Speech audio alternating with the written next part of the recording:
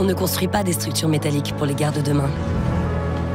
On construit les hasards de la vie. On ne conçoit pas les vêtements d'aujourd'hui. On conçoit la liberté d'être soi. On ne distille pas des parfums. On distille des coups de foudre. On n'imagine pas l'avion de demain. On imagine des aventures à l'infini. On ne développe pas des biothérapies innovantes. On développe la fureur de vivre.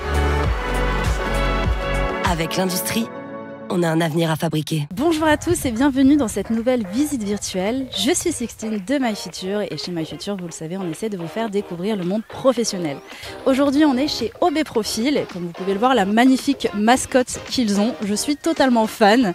Et on va découvrir cette entreprise française qui du coup fabrique et commercialise du chemin de câble. Voilà, on va aller voir 3 métiers, 3 personnes qui vont nous raconter un peu leur quotidien. Et surtout, ce live est à l'initiative de Opco 2i. Voilà, ils l'ont financé, donc merci beaucoup à eux. Et puis je vous retrouve tout de suite pour la première interview. C'est parti.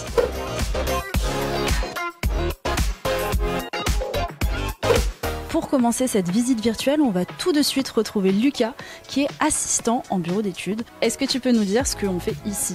Chez nous, OB Profil, on est fabricant de chemin de câble et le supportage de chemin de câble. Ok, alors supportage, c'est quoi ? Alors supportage, c'est ce qui va permettre de maintenir dans les airs le chemin de câble, de l'accrocher au mur, au plafond, etc. Et le chemin de câble en lui-même, de faire passer les câbles informatiques, donc de données pour les PC, etc., les serveurs, et aussi tout ce qui est énergétique, donc pour alimenter les machines, les lumières, etc. D'accord, donc ça peut être aussi dehors alors ? C'est pas forcément que dans les maisons ? Ah oui, effectivement, il y a beaucoup de cas où c'est dehors. Ça peut être aussi décoratif, on peut nous demander des couleurs, etc. Mais principalement, c'est caché, par exemple ici, dans les faux plafonds. D'accord, donc les faux plafonds, c'est ce qu'on va venir... C'est une espèce de couche en plus qui va faire baisser un peu le plafond pour cacher les fameux câbles. Sinon, en fait, on verrait des fils partout chez nous. Je vois un peu mieux, donc merci, déjà, ça m'aide. Et donc, c'est quelque chose que vous faites chez les particuliers et aussi chez les professionnels ? Principalement chez les professionnels, parce que c'est des plus gros projets, donc tout le monde a plus à y gagner. Ok, donc forcément, donc c'est grâce à vous en fait qu'il y a des câbles, enfin des chemins de câbles. Et toi, alors, qu'est-ce que tu fais ? Alors, du coup, si j'ai bien compris, tu es technicien en bureau d'études ? C'est ça. D'accord. Donc, qu'est-ce que ça veut dire ? Technicien en bureau d'études en général, c'est une personne qui va s'occuper de concevoir, de réfléchir produit de la boîte. Donc ça va être un besoin, il va réfléchir à ce besoin, comment y répondre et principalement aussi comment le fabriquer. Quelque chose qui peut être très joint à ce métier, c'est le bureau des méthodes, quelque chose qui arrive après et en fait on s'occupe de la maintenance du produit, du cycle de vie, etc. D'accord, alors beaucoup de choses à redire. Alors déjà, bureau d'études en fait c'est vraiment là où ça va être toutes les idées qu'on va avoir, pour pouvoir justement, par exemple on a envie de faire passer un fil très très haut, un haut de plafond, il faut trouver un moyen du coup pour faire un chemin de câble qui puisse le faire. Il faut réfléchir au support, donc comment on va maintenir le chemin de câble et le chemin de câble, est-ce qu'il est assez long, large, etc. Ok, pour que ce soit bien fait. Voilà, à la demande du client. D'accord, donc toi tu vas réfléchir à ça. Voilà, plus particulièrement chez nous OB Profil, le bureau d'études s'occupe des cas spéciaux puisqu'on a déjà des gammes standards, donc le client peut passer commande chez nous, voilà, il prend ce qu'il a besoin. Ouais. Il y a quelque chose qui est déjà créé en fait. Voilà. Et nous on va réfléchir vraiment aux besoins du client, à quelque chose de spécifique. Donc ça va être des structures, ça va être des formes bizarres. Enfin bref, c'est assez intéressant et vraiment cool à faire. Et du coup, est-ce que ça peut être artistique ou c'est purement juste quelque chose de pratique qui marche principalement, bien ? c'est pratique. D'accord. Mais il nous est arrivé des fois d'avoir des choses artistiques. Alors au sein de ton bureau d'études, vous êtes combien ? Actuellement, nous sommes 3, donc j'ai mon responsable. Et après, j'ai un collègue qui est comme moi, technicien. C'est bien, petite équipe, mais bonne ambiance ? Oui, toujours. Puis même hors de mon bureau d'études, OB Profil, c'est vraiment que des gens super, très bonne entente, vraiment. Trop bien, parce que j'ai vu, on est allé vite fait à la cafette, là au réfectoire, on a vu qu'il y avait plein de trucs organisés, il y avait plein de photos de tous les employés, c'est trop cool. Oui, déjà c'est une boîte où ça tourne, que ce soit par rapport aux retraites ou aux nouvelles personnes, et il n'y a jamais une personne fantôme, tout le monde a son importance, on pense à tout le monde, c'est vraiment quelque chose de très cool, donc ça c'est vraiment super. Et puis au niveau des activités, oui, grâce à notre service communication, on s'ennuie jamais. Ouais, donc j'ai vu qu'il y avait un food truck, voilà. On y réfléchit à mes futurs un food truck, ça pourrait être sympa quand même. Donc ça c'est bien. Ok, donc ça tourne pas mal, il y a tous les âges, j'imagine, et puis ça recrute alors ? Ça recrute énormément, par exemple quand moi je suis arrivé en février, on était 63, et actuellement, donc on est en fin août, nous sommes 75-76. Ah ouais, ça recrute bien quand même. Et sachant que quand je suis arrivé, il y a déjà des gens qui partaient, donc ça ça recrute très très bien. C'est cool, on laisse la place un peu aussi au nouveau. Voilà. Ok, bon, ça c'est bien. Et justement, ton parcours, est-ce que tu peux m'en parler un petit peu? Est-ce que déjà, quel type d'élève t'étais en troisième? En troisième, j'étais le type d'élève où je travaillais vraiment juste ce qu'il fallait pour avoir la bonne note, je me donnais pas plus. Bravo. Ça m'a valu des difficultés de pas plus travailler, donc c'est important de travailler à l'école. Donc après, j'ai été en bac général, ma seconde. Ça m'a pas plu parce que énormément de travail pour moi, je trouve. Je suis parti sur un bac technologique, donc qui est entre le général et le pro. Donc je fais un peu plus de pratique en pratique fait. que théorie, mais pas autant que la pro. Donc sur 2 ans, j'ai fait un bac STI 2D, donc sciences technologiques de l'industrie et du développement durable. Spécialité e-tech, parce que nous avons 4 spécialités. Donc e-tech, c'est innovation technologique et éco-conception. STI 2D, c'est bien dans la généralité que c'est, puisqu'on peut tout faire. Ça peut être l'architecture, ça peut être les énergies renouvelables et aussi la programmation. Donc, donc plein de trucs, donc la programmation, tout ce qui va être sur les ordinateurs. Voilà, quand on sait pas trop quoi faire, c'est un bon recueil, je trouve. Et justement, toi, est-ce que tu savais ce que tu voulais faire à ce moment-là, ou t'étais un peu perdu, tu cherchais plus de sens? Je suis peut-être le bon exemple dans le sens où je n'ai jamais su quoi faire de ma vie, dans le sens où quand je suis arrivé au lycée, je ne savais pas quoi faire. J'ai fait mon bac, je ne savais pas quoi faire. J'ai fait mon BTS, j'ai fait ça me mènera quelque part. Donc après mon bac techno que j'ai eu, j'ai fait un BTS CPI, conception de produits industriels, où là j'ai appris vraiment les fondamentaux de tout ce qui est bureau d'études, bureau des méthodes, dessinateur projeteur, donc vraiment tout ce qui est industrie. Donc très important. Il y a des voies qui vont encore plus loin, comme des licences, etc. Je vous incite à vous renseigner, c'est important. Déjà, tu as été super courageux parce qu'il y a beaucoup de personnes qui sont dans ton cas aussi, qui savent pas forcément ce qu'ils veulent, et ne vous inquiétez pas, c'est normal, on est tous passés par des plages comme ça. Il y a des personnes qui ont la chance de savoir ce qu'ils veulent, donc là ils vont pouvoir tout de suite trouver les formations adéquates, mais c'est vrai que quand on sait pas, des fois on a tendance à être un peu perdu et se dire bon vers quoi je me tourne. Et toi du coup tu as choisi l'industrie. Pourquoi avoir choisi l'industrie? Ce qui m'a attiré de base c'est la 3D, la modélisation 3D. Étant piqué par ça, j'ai vu qu'il y a des choses intéressantes à faire comme réfléchir à des produits, des besoins. Dans mon cas, OB Profil, c'était pas forcément le cas, mais aider les gens par des solutions. En fait, c'est le fait de réfléchir et d'accomplir quelque chose. Ça, c'est vraiment ce qui m'a attiré, en plus du 3D. Ouais, tu te sens utile du coup. Voilà, c'est ça le principe. Et là, tu en as parlé des différentes tâches que tu vas avoir dans ton métier. Est-ce que tu pourrais nous faire une espèce de journée type? Qu'est-ce que tu peux être amené à faire? À quelle heure tu commences? Je fais du 8h, 17h avec 1 heure de pause le midi. J'arrive, j'allume tout, je fais toutes mes applications, je regarde mes mails parce que entre les demandes des autres services, peut-être des retards, on regarde. Ensuite, j'allume notre ERP. Qu'est-ce que c'est? Alors l'ERP, c'est le site interne de l'entreprise. C'est son cerveau. Il s'y passe tout dedans. Ok. Donc moi, dedans, je vais regarder les commandes qui vont passer. Donc comme ça, je sais d'avance ce que je vais avoir à faire. Puis après, on travaille avec Teams. Dedans, on y met nos missions, donc les commandes des clients. Puis après, quand j'ai une commande client, je regarde ce que le client veut. Je fais la conception 3D. D'accord, ok. Donc, mais alors du coup, ça c'est des modèles déjà existants, ou c'est qu'en fait, tu vas prendre, par exemple, je vais arriver. Enfin, moi, je suis un client, mettons. J'ai une entreprise d'optique, je dis n'importe quoi. J'arrive et puis je te dis, tiens, j'aimerais faire passer mes câbles dans tel ou tel endroit. Toi, en fait, tu vas prendre les dimensions que je t'ai données pour essayer de l'imaginer par où il pourrait passer. En fait, ce qui passe avant nous, c'est le commercial, puisque c'est lui qui va vendre au client. Donc lui fait vraiment un énorme travail déjà pour filtrer l'information.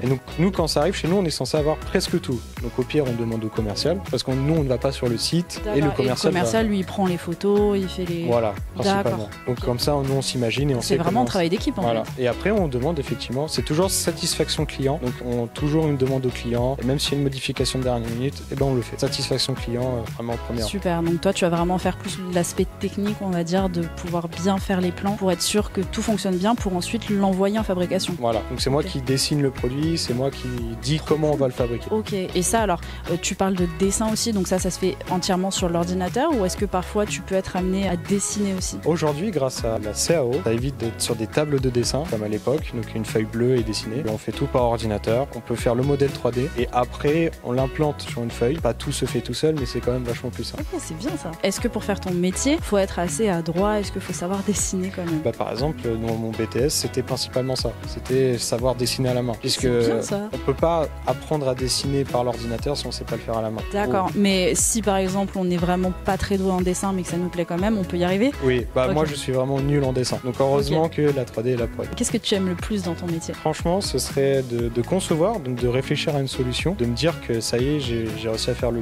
meilleur de moi-même, que ça plaît au client. C'est d'avoir réfléchi à une solution technique et d'avoir pu accomplir la demande du client. Et en plus, ce qui est bien, c'est que ça change tous les jours. Donc, comme ça, il n'y a jamais moyen de s'ennuyer, etc. C'est ça en fait, c'est très diversifié, tu as toujours des problématiques différentes. Voilà. Ça va être super. Qu'est-ce que tu as ressenti quand tu as terminé ta première modélisation, je veux dire? Moi, mon premier projet, on peut dire, ma première commande, qu'est-ce que j'ai ressenti? De la satisfaction, puisqu'on mène tout de A à Z. Moi, je sors d'école, donc j'ai jamais fait des choses comme ça. Donc forcément, ça fait plaisir de me dire que j'ai vraiment fait quelque chose de professionnel. Et puis, entendre le commercial, le client, tout le monde soit content, c'est vraiment une satisfaction personnelle. Et on va parler d'un aspect qui vous plaît beaucoup chez vous, je le sais. On va parler de rémunération. Combien est-ce que tu pourrais nous donner une fourchette d'un débutant à ton poste? À combien il pourrait espérer être embauché? Alors ça varie énormément selon l'entreprise, le domaine et aussi le quota d'heures qu'on fait. Ouais, donc là on est vraiment en industrie du coup. Donc pour faire la fourchette la plus basse, en tant qu'assistant technicien bureau d'études, pour un 35 heures par semaine, je dirais que ce serait 1600, vraiment le plus bas. En brut ou en net? En net. En net, ok. Donc et après, selon les entreprises, donc là je vais prendre le plus gros cas par exemple, 39 heures,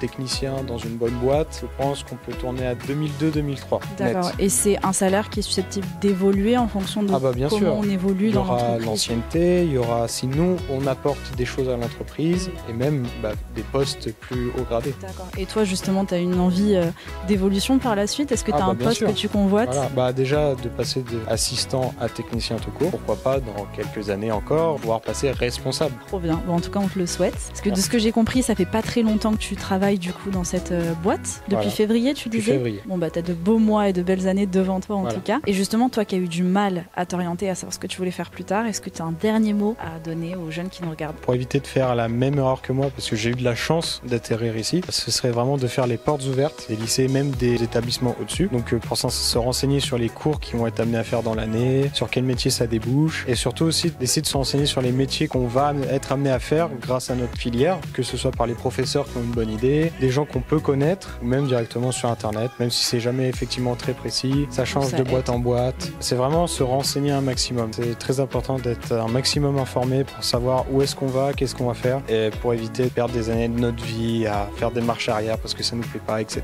Ok, écoute, merci beaucoup et je suis entièrement d'accord avec ce que tu dis. Écoutez bien ces paroles et retenez-les bien. En tout cas, on va te laisser travailler. Merci beaucoup d'avoir bien voulu nous expliquer un peu ton métier. Et puis on va aller voir un de tes collègues qui lui est en fabrication. Et nous voilà maintenant dehors pour rencontrer Alexander qui est opérateur régleur. Bonjour Alexander, comment est-ce que tu vas? Bonjour, ça va et vous? Ça va très bien. Tu es opérateur régleur. En quoi ça consiste? Qu'est-ce que c'est? Alors c'est pour les bâtiments, on travaille pour beaucoup de domaines. C'est pour les câblages électriques que moi je fais opérateur régleur. Ok. Pour pas marcher dessus, etc. Ouais, ok, très bien. Voilà. Et qu'est-ce que tu vas faire? Parce que alors si j'ai bien compris, tu as la fabrication de ça. De quoi tu t'occupes? Comment ça fonctionne? Comment on crée justement ces câbles de cheminement? Alors on commence par faire des dresseuses. On dresse les chaînes, des trames. Tu dresses les... Okay. Des chaînes et des trames, ce qui fait qu'à la fin on peut souder les panneaux en fonction de la demande du client. Donc les dresser, c'est les monter, c'est pas les dresser. C'est monter des bobines, faire les chaînes, du longueur. Après tout dépend de la demande du client, quoi. Ok, donc par exemple, on arrive et moi je te donne mon projet. J'ai un magasin et je veux, je sais pas, faire tout un cheminement de câbles pour, pour aller, mettons 100 mètres. Voilà. Toi, du coup, tu vas créer à la longueur adaptée pour pouvoir. Voilà, on a une longueur adéquate, on a toujours la même longueur, sauf que c'est le diamètre qui change au fur et à mesure. La largeur. La largeur des trames, la longueur. Donc après, c'est à la demande du client que. Ok, donc c'est tout le temps des choses un petit peu différentes que tu fais. C'est surtout la matière qui est différente en soi. D'accord, donc qu'est-ce que ça peut être comme matière? On peut faire du zinc alu, de l'acier, de l'inox. Le diamètre peut changer aussi. Ça peut être des chaînes en 4, 3,8, 3,6, 4,8. D'accord, donc plein de choses différentes. Et du coup, pour faire ça, tu es aidé de machines? De machines et de gammes surtout. Différentes gammes, donc différents types de produits possibles à produire. Différents diamètres, etc. D'accord, ok. Et donc vous avez des machines, donc pour servir sur ces machines, il faut avoir une formation, j'imagine? Oui, c'est une formation adéquate que eux ont fait directement ici. On peut pas faire n'importe quoi? Non, c'est pas n'importe où. C'est pas des machines qu'on trouve n'importe où. D'accord, donc c'est vraiment spécifique à ce domaine en industrie. Et donc du coup, quelles études est-ce que tu as faites? Alors moi j'avais commencé par un CAP en couverture. Ouais, ok, après, donc tout ce qui est toiture. Ouais, voilà, tout à fait. Après j'ai fait un CAP en peintre bâtiment. Et c'est qu'après où j'ai commencé des formations en métallurgie. En fait, t'as 1 milliard de casquettes différentes. Non, après j'ai fait mes CACES du coup. C'est ce qui te permet de conduire le chariot élévateur pour soulever des palettes, les bobines pour ici, les bacs où on fait les chaînes. Voilà, c'est vraiment tout ce qui va te permettre d'apporter. Voilà, après matériel? J'ai fait une formation en 2012 en métallurgie, qui a duré 6 mois, et je suis depuis 2013 dans la métallurgie. Donc ça t'a vraiment plu, après avoir fait autant de tests dans tous les domaines? Bah oui, parce qu'il y a plusieurs choses à faire. Donc, Et t'étais quel type d'élève du coup en seconde? J'ai pas été un très bon élève, j'étais moins école, j'étais plus travailleur que l'école. Bah, c'est pour ça que ça t'a plu aussi de pouvoir tester directement sur au moins ça avait un sens. Ouais, je préfère être en fonction qu'apprendre. Mais c'est bien parce que t'as pu tester plein de choses différentes, tu peux travailler dans plein de domaines différents aussi. Ouais, c'est vrai que oui. Ça c'est une chance, j'imagine sur le CV c'est quand même bien. Bah ouais, c'est vrai que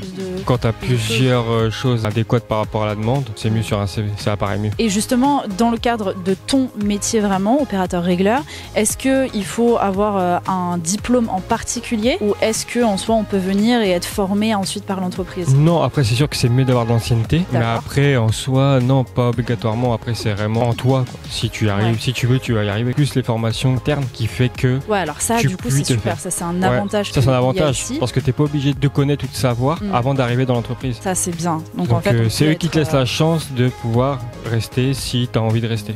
Ok, justement, est-ce que toi t'as évolué depuis que t'es arrivé? Parce que ça fait combien, 3 ans? Je vis sur ma 4e année là. C'est vrai qu'au démarrage, il faut apprendre. Il y a une formation quand même qui a duré de 4 à 6 mois, donc c'est pas, ça dure pas 15 jours. Oui, on te lâche pas comme ça. Voilà, on te lâche pas comme ça. Quelque part, c'est rassurant. C'est vrai que moi, personnellement, je préfère bien tout ils ont été savoir. patients, après ils t'aident à apprendre. Et oui, après, c'est vrai qu'avec le temps, du coup, tu prends du galon, on va dire. T'es plus adéquat à aider ceux qui n'y arrivent pas, ceux qui viennent juste d'arriver, qui savent pas. Et justement, est-ce qu'il y a beaucoup d'entraide ici? Vraiment, ça c'est cool. Ouais, ça, j'ai senti le. Ouais, oui, c'est vrai. Oui, c'est vrai qu'il y a pas mal d'entraide, on est pas mal de jeunes, donc c'est vrai que quand on a besoin d'aide, en général, on n'a pas besoin de demander. Ça, c'est bien ça. Ça, c'est bien. Et du coup, tu t'es fait des amis ici aussi? Oui, après, je connaissais déjà d'avant, donc ce qui est plutôt pas mal. Mais c'est vrai que oui, après, tout s'est fait, l'affinité s'est fait tout seul. Ok, bon, ça, c'est déjà un bon point. Bah ouais, aussi. Ça, c'est... L'ambiance quand on travaille compte, est très importante. L'ambiance compte. Et est-ce que tu peux nous dire un peu une journée type, à quelle heure tu arrives, quelles sont tes tâches que tu vas pouvoir faire au cours de la journée? Je vais arriver, quand je suis du matin, je vais arriver à 6h. C'est là où je vais commencer à arriver, regarder ma gamme, ce que j'ai à produire, ce qu'il me faut pour après, préparer pour tout ce qui est après, pour être sûr que quand tu commences ta gamme, tu vas avoir ce qu'il faut entre les mains. D'accord, oui, c'est ça, aller prendre les bons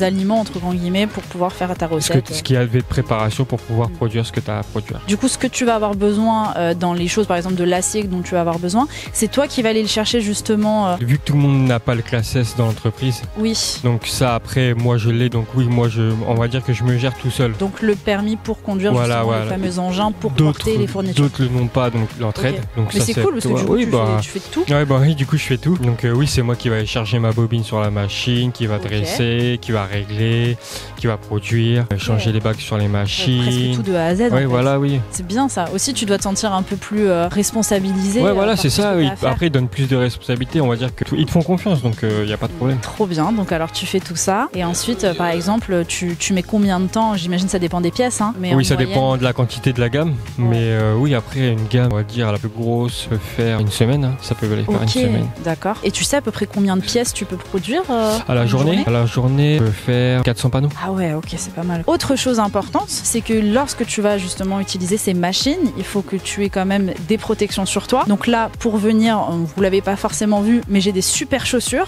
Chaussures de sécurité. J'ai été les chaussures de sécurité, voilà, pour éviter s'il y a quelque chose qui me tombe dessus. C'est vrai que c'est pour protéger, parce que une bobine, c'est quand même assez lourd en termes de poids. Ça fait combien à peu près? 300 à 400 kilos. Hein, ouais, donc, on va éviter que ça tombe sur le pied.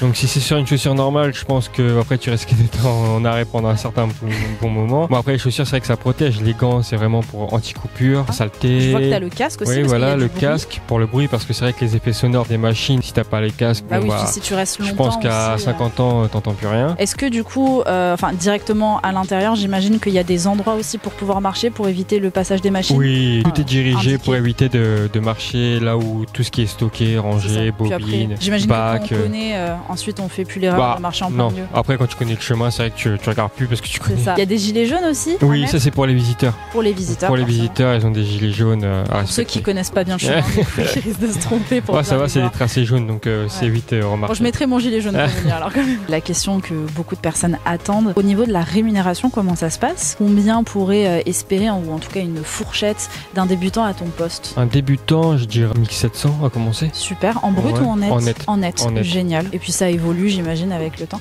Est-ce que d'ailleurs dans ton métier, il existe des primes? Oui, j'ai Ouais. des primes. Et ici, Ouais. oui, j'en ai une 2 fois par an, plus une autre, c'est une prime de fin d'année. Je voulais te demander, est-ce que quand tu étais petite, tu savais déjà ce que tu voulais faire? Est-ce que tu avais un rêve? De quoi tu rêvais quand tu étais petit? Je voulais être footballeur, mais ça après c'était autre chose. Ça reste un loisir au moins. Oui, voilà, ça reste Ouais. un loisir. Est-ce que tu as un dernier message à faire passer aux jeunes qui nous regardent? Travailler à l'école. Ouais, important. Après, s'ils ne savent pas où s'orienter, la métallurgie c'est un très bon métier. Dans ton domaine, dans l'industrie, c'est vrai qu'on entend souvent des personnes qui disent soit on connaît pas, soit ça n'a pas forcément une très bonne pub. Ouais, Qu'est-ce c'est que vrai. tu pourrais dire justement parce que C'est vrai que moi, quand j'ai commencé en 2013, on entendait plus parler. Mais Ouais. c'est vrai que plus le temps il passe, moins les gens ils s'orientent vers l'industrie, ils veulent faire autre chose. Après, c'est vrai que les gens ils sont beaucoup sur leur téléphone maintenant, sur internet. Ils connaissent pas vraiment la métallurgie plus que ça. Il suffit de même regarder sur internet. Vu qu'ils Ouais. vont sur internet, ils ont qu'à regarder sur YouTube les vidéos. Ils ont qu'à Ouais, y a taper plein de OB choses. Profil et ils verront et puis bien. ça recrute aussi. Ça recrute C'est- aussi, oui, c'est c'est intéressant. beaucoup de recherche parce Bah. que les gens ils ne s'orientent plus vers la métallurgie. Ils vont vers d'autres domaines. Enfin, Oui, ils bah, s'intéressent des pas fois plus même que ça à la sans métallurgie. forcément se rendre compte qu'il y a des possibilités. Ouais, et après, hyper ils ouvertes aussi, y pensent mais- pas eux-mêmes en fait. Ils vont Ouais. penser à ce qu'ils veulent faire sans penser à connaître déjà le métier. Pensez à Alexander justement, renseignez-vous tranquillement sur le niveau en tout cas. Ok, bah écoute, merci beaucoup. De rien. Et puis on te souhaite le meilleur pour la Merci suite. à vous aussi. Merci. Et puis on va aller rencontrer un de tes collègues juste après pour voir une autre étape. Je vais te Ok. prendre le micro. Merci. Merci en tout cas. Et puis vous venez avec moi justement pour aller découvrir cette fois-ci une nouvelle personne. Je vous laisse la surprise. À tout de suite. Pour cette dernière interview, on va tout de suite retrouver Sydney qui est magasinier cariste. Alors moi je sais pas ce que c'est donc on va tout de suite lui demander.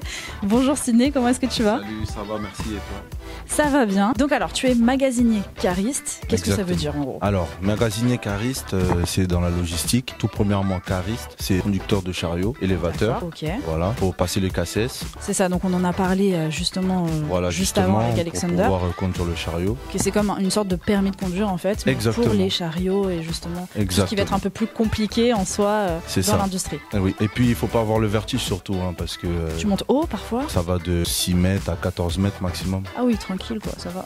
Je fais ça tous les jours. Ouais.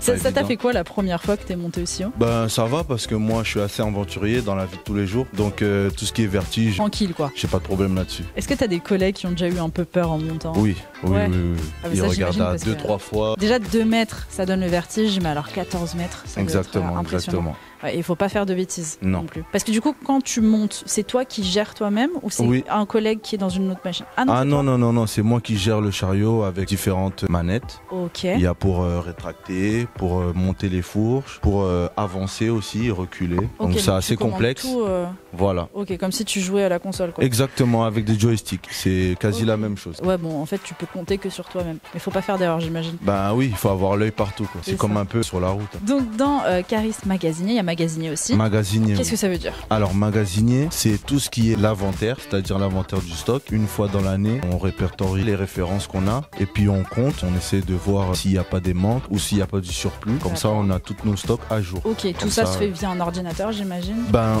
Enfin, nous, le compte à la main. voilà, on le et compte à la ensuite- main et après on rentre les données. D'accord. Comme ça, après, on a les stocks à jour. Et est-ce que c'est toi qui vas gérer ces stocks? Par exemple, tu vois qu'il manque tant d'acier, que tu passes la commande toi-même ou c'est une autre personne qui Non, non, non, non. Nous, on s'occupe du comptage, de D'accord. l'inventaire et après, tout ce qui est la gestion des stocks, le réassort, tout ça, c'est pas nous, c'est la direction. quoi. personne. Mais du coup, tu es un peu là pour dire j'ai fait le compte. Voilà, il y a nous, tant on- de ça, de ça, de ça. C'est ça. Nous, on gère notre magasin. Ok, On fait en très sorte qu'on puisse travailler dans de bonnes conditions, que le stock soit à jour. Comme Bon, ça. alors, depuis tout à l'heure, tu dis nous. Tu travailles avec combien de personnes? Est-ce qu'ils ont le même poste que toi ou est-ce que tu es amené à croiser plein d'autres personnes? Dans notre magasin, on est à peu près 8. On reste une petite équipe, donc forcément, on est tous ensemble, on s'entend bien. C'est pas chacun pour soi. On travaille tous ensemble, on s'entraide. Et puis voilà, dans la bonne humeur. Tu mets l'ambiance? Ben oui, Ouais. il faut. J'essaie de mettre l'ambiance pour pas travailler dans le stress, dans la pression. C'est toujours mieux. Trop bien. Donc, Ouais. est-ce que vous organisez des trucs? Là, j'ai cru entendre tout à l'heure que vous aviez même des fléchettes. Oui, de temps en temps, on fait des petits barbecues en été. On organise des fois des petits repas entre nous. Ça dépend, quand on a le temps. Alors, au niveau de tes horaires, comment est-ce que ça se passe? Quel va être ton cheminement, en fait, ce que tu vas pouvoir faire dans la journée? Est-ce que c'est des horaires qui sont modifiables? Est-ce que c'est toujours les mêmes? Toutes les semaines, ça change. On fait une semaine de 9h à 18h et une autre semaine de 7h à 16h. Voilà. Tu préfères quoi au final, de commencer plus tôt ou Honnêtement, je préfère commencer plus tôt. Parce que tu finis plus tôt. Parce que je suis un lève-tôt surtout et que je finis plus tôt, comme ça je peux profiter de mon après-midi. Mais c'est vrai que c'est bien parce que ça varie au moins. Oui, c'est bien contre, aussi. Faut pas se tromper. Faut pas arriver à 7h quand il fallait arriver à 9h. Ah bah oui, et ça m'est déjà arrivé.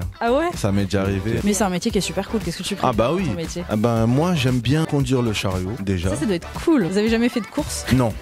On n'a pas la place honnêtement, mais non. Ah c'est pas genre non, on l'aurait pas fait. C'est parce qu'on n'a pas la place pour 2 chariots côte à côte, mais on essaie de pas parler faire. justement aux personnes qui gèrent ça et de faire un petit tour tout autour pour pouvoir faire une course chaque année.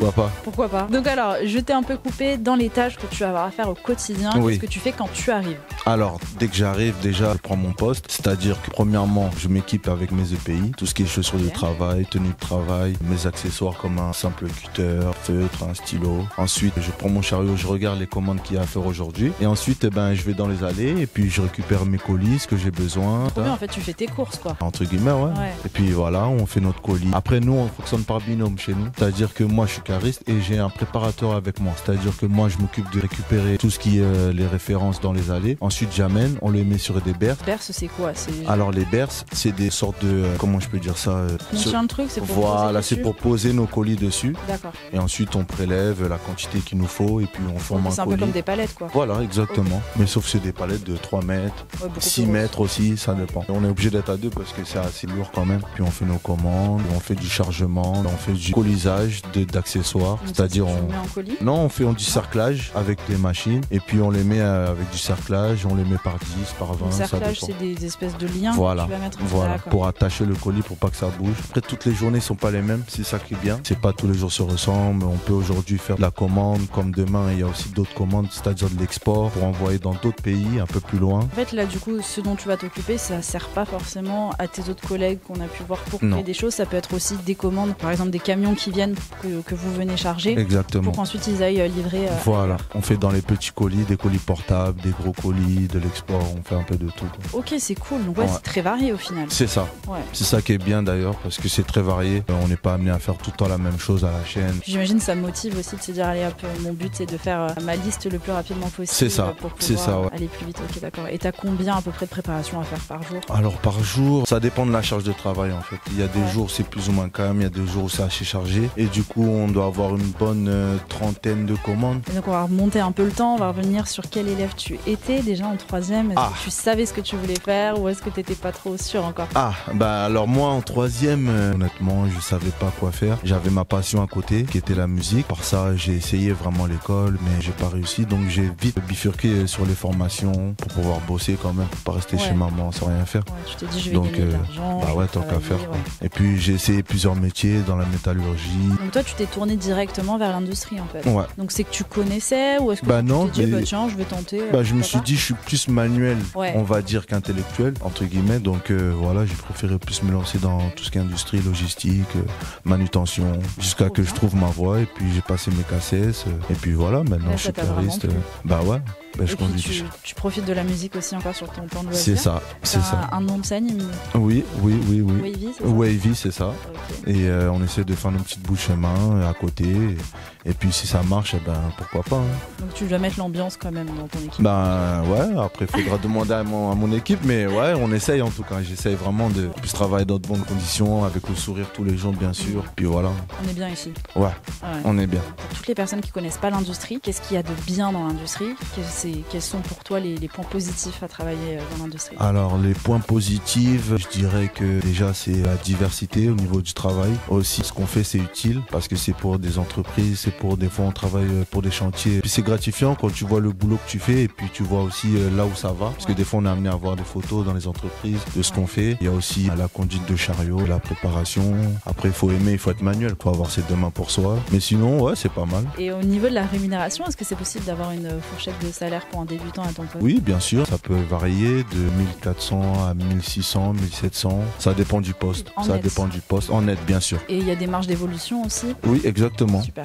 Surtout ici, oui. Et toi, t'aimerais évoluer encore? Ouais. Pour l'instant, en tant que cariste magasinier, prépa de commande, Ouais, ça après, t'es me va. bien occupé déjà. Ouais, pour l'instant, ça me va comme ça. Bah écoute, merci beaucoup pour cette Ben, y a interview. pas de souci. Puis on te souhaite une très belle progression en tout cas. Ben, écoutez, merci à vous. Merci à tous d'avoir suivi cette visite virtuelle. J'espère que vous avez appris des choses comme moi et qu'en tout cas ça vous a fait découvrir l'industrie sous un nouveau jour. On se retrouve très bientôt pour un prochain live, une prochaine visite virtuelle ou un atelier. N'hésitez pas à aller regarder notre programmation sur notre site internet. Moi je vous dis à très bientôt et rendez-vous sur les réseaux. Salut!